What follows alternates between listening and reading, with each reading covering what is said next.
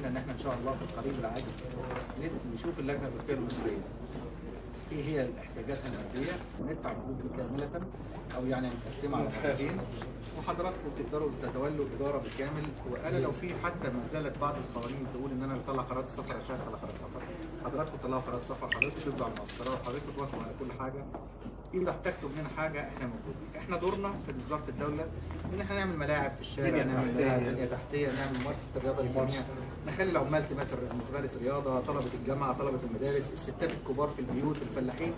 اما ان انا اخش المنتخب ده عنده معسكر فين او هيجي منين، وده مش دور وزاره الدوله خالص في الرياضه. ده بس انتوا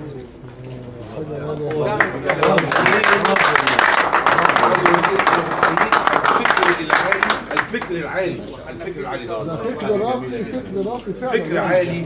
انا بقول لحضراتكم اذا كان في اي فلوس متاخره او اي حاجه نخلصها النهارده ان شاء الله. اذا كان في اي حاجه تخص انا كنت بسال على بوتسوانا النهارده وعرفت ان هو هتخلص الفلوس النهارده عشان بوتسوانا، يا ريت قبل ما تمشوا.